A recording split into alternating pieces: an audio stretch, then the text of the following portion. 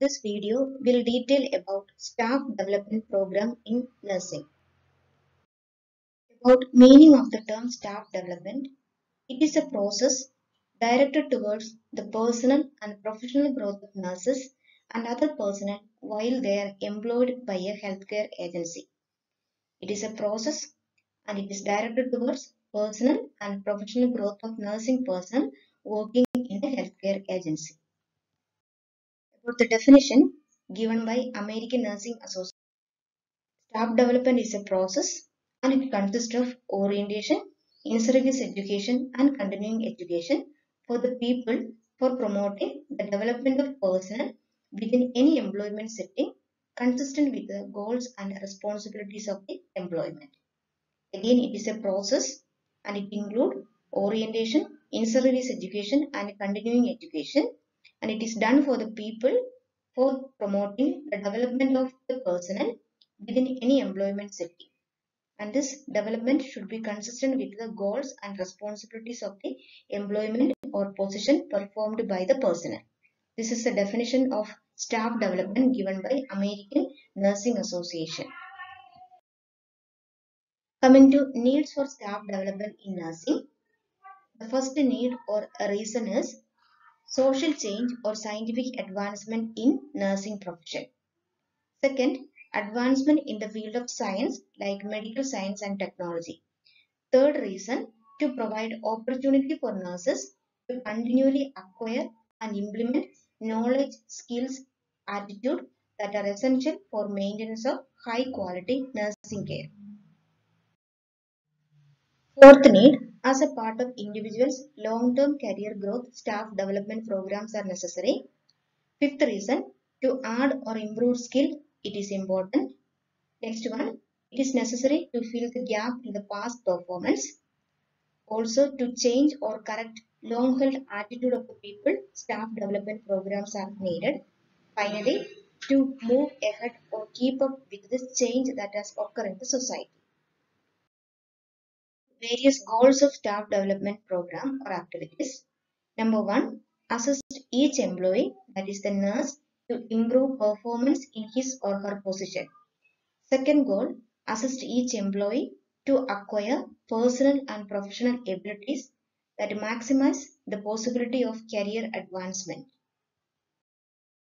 Coming to objectives, to increase employee productivity, to ensure safe and effective patient care, to ensure satisfactory job performance, and to orient the personnel to care objectives, job duties, policies, and agency regulation.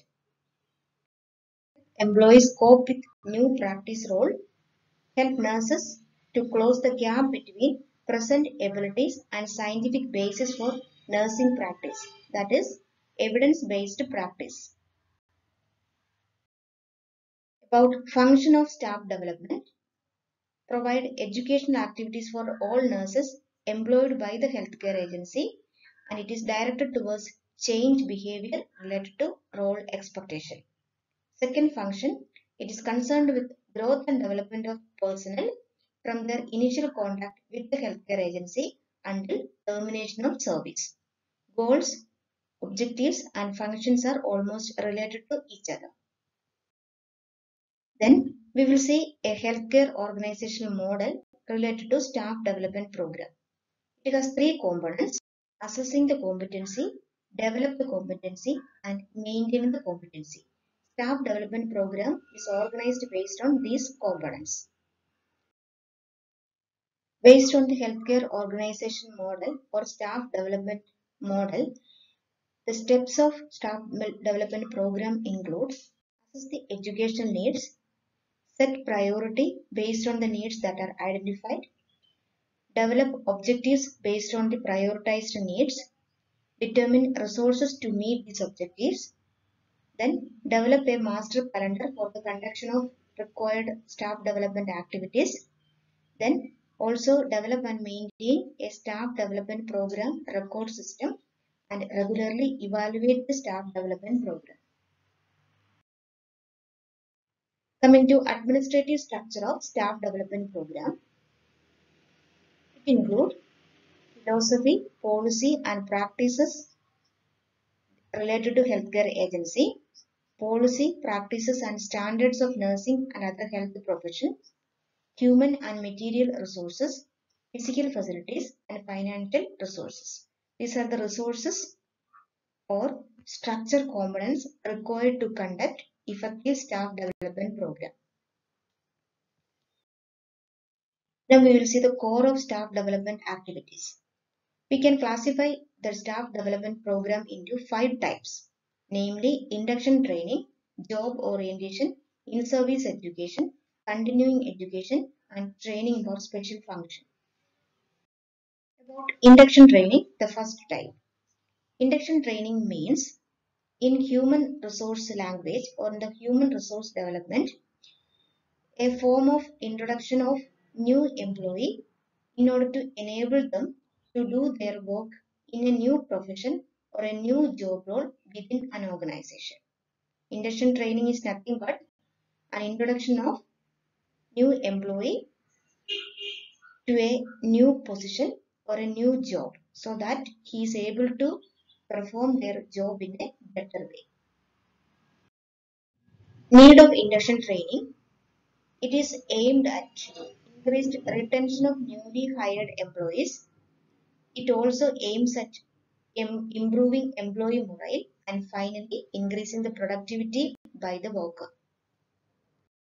Next in induction training, about its steps or different aspects in which induction training has to be given to the new employees. A physical tour to the organization or to the institution. Second, introduction of the new employee to other employees in the organization, superiors and subordinates. Then, a detailing of organizational function. Next, they have to be oriented to their department in which they are visiting. Also, they must be given orientation to the organization's philosophy, goals, objectives, policies, and other procedures. These are the some aspects in which new hired employees have to be given orientation in the induction training. About some of the techniques that can be used in induction training are internship, preceptorship, and mentorship. Internship is nothing but the newly hired employees are considered as trainees until they gain the required knowledge and skill to perform the task assigned to them. Then in preceptorship, the newly hired workers will work under existing employees in the same position. For example, a newly hired staff nurse will work along with the senior staff nurse to get acquainted with the staff nurse function that are performed in the particular unit. In mentorship, there will be clinical instructors or clinical mentors to train the newly hired employees in the required knowledge and skills. The second type of staff development program is job orientation. It is a process of creating awareness within an individual about his or her roles, responsibilities, and relationship in the new work situation. Job orientation is nothing but creating an awareness about the details of his present position in which the newly hired employee is posted. Job orientation has 3 components based on the type of staff whom to be given orientation. It can be a new employee, it can be a present employee, or it can be old employees. New employees have to be oriented to the job setting so that he is aware of his job responsibility and expectation. Current employee or present employee needs to be oriented to the job responsibilities that are expanded or enriched for him. Then old employees needs to be oriented towards policy changes that have taken place recently. About type of orientation, it can be general orientation, for example, general orientation about hospital. Then another type of orientation is specific orientation, that is orientation to the department in which the staff nurse is appointed. For example, pediatric ward or pediatric ICU, etc. So departmental orientation or area orientation is a specific orientation. Why this job orientation is important for employees? Its importance. First one, it provides essential, relevant and necessary information only. It helps employee to gain confidence. It lessens the time for the employee to learn about new situation related to his or her job setting. It helps the new employee to develop a sense of belongingness to the organization. It helps an employee in solving initial problem and adjustment with the new situation. It also acquaints the worker with the personal services readily available within the institution or community. It also eliminates learning by trial and error, passing incorrect information by old employees and peers, reduces misinterpretation, mistakes and confusion, and apprehension. About contents of job orientation program, as we have already seen, it is about the organization and its environment or the general aspects, policy, rules and regulations of the organization, personal services and functions to be undertaken by the new employee in the department. Third type of such staff development program is called in-service education. In-service education is a planned educational experience provided in the job setting where the employee is working, and it is closely related to the services or the task performed by the person so that he can perform those activities in a more effective way. So in-service education is given in the job setting and it is closely related to the activities the employee is performing in the current job setting and position. We can summarize the concept of job in-service education as follows. It is a planned education activity. It helps a person to improve his current performance. It is closely identified with the current job responsibility and it is provided in the job setting where the individual is working. If he is working in the pediatric ward, the in-service education will be related to the pediatric ward activities. About the need of in-service education, it is related to the need which we have seen already in the beginning. That is, it is important since there is social changes and scientific advancement in the society. It is important since there is a lot of changes that occurs in the field of nursing. Then it is also important to improve quality of nursing care. Then also rapid changes in medical and nursing practice create a need for in-service education. Also, increased number of people seeks healthcare nowadays.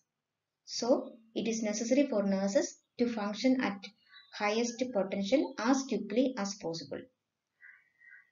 And the last one, as the healthcare delivery system becomes more complex, the need for continuing skill training and in-service education is also become important.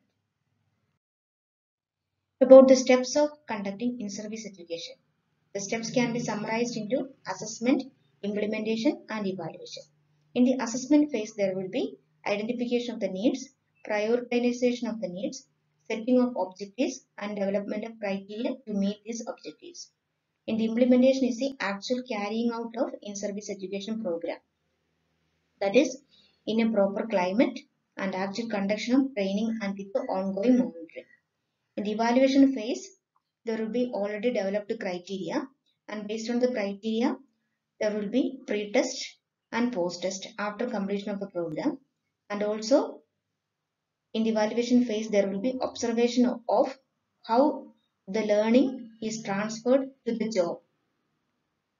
Also, follow-up studies are done to assess the extent of retention of the learning that has occurred in the implementation phase. The fourth type is continuing education. Continuing education is the learning activities that occur after an individual has completed basic education. That is the meaning given by Cooper. According to Shannon, continuing education is the building of education on the previous education. So whatever it is, there will be previous education or basic education. On the top of that, additional information or additional learning is taking place. That is called a continuing education. Aim of continuing education, improvement of professional practice, motivation to seek latest knowledge, keep nurses with the latest development of technology technology and also develop interest, job satisfaction, and confidence among employees. And the fifth type of staff development program is training for specific function. Its meaning, this is concerned with developing expert technical or manual skill, communication skill, and help the personnel to perform their specific function. Objectives are help the nursing personnel to perform correct methods and procedures, and also establish standards and quality of nursing service. Type of skill that needs to be improved. It can be psychomotor skill, cognitive skill, teaching skill, affective skill, communication skill, and supervisory skill. To organize a skill training program. First step is set a stage using similar equipments or technique that the worker will be using in the work situation. Second, create an attitude in the worker that is of learning. Third, give the employee reason why the procedure is performed in this way in this agency. Then the procedure that is planned to be taught will be divided into logical steps, then demonstrated in a step-by-step manner. Make sure that each step has understood by the learner. Also provide written outlines about references if necessary. And finally, make arrangement for the follow-up to ensure that the employee is performing the procedure according to the manner in which it was taught. This is all about different types of staff development program. Now we will see the different standards given by American Nursing Association related to staff development program. Standard 1, that is about organization and administration. They say nursing service department and the nursing staff development unit should have philosophy, purpose and goals that address the staff development needs of nursing personnel. Second standard is related to human resources. It includes qualified administrative, educative and support personnel to meet the learning and development needs by nursing service personnel. Third standard is related to the learner. It says the educators should assist the nursing personnel in identifying their learning needs, arrange activities according to the learning needs. Then related to the program planning, it says the unit plan the program systematically and evaluate the overall nursing staff development program. For fifth standard is related to educational design. They say educational offering and learning experience are designed through the use of educational process and incorporate adult education and learning principle. The sixth standard addresses material resources and facilities. They say material resources and facilities has to be adequate to meet the needs of the staff development unit. Seventh standard about records and reports. The staff development unit should establish and maintain a proper record keeping and reporting system. Eighth one is about evaluation of staff development program. Evaluation should be an integral part and it should be ongoing and systematic. Ninth one about consultation. Staff development educators use consultation process to facilitate enhance achievement of individual developmental and organizational goals. The 10th one, climate. Nursing staff development educators foster a climate which promote open communication, learning and professional growth. The last standard addresses systematic inquiry. That is the nursing staff development educators encourage systematic inquiry and applications of the results into nursing practice. Arranging staff development program is a Herculean task. The supervisor or the educators or the organizers may meet many difficulties in arranging such a program.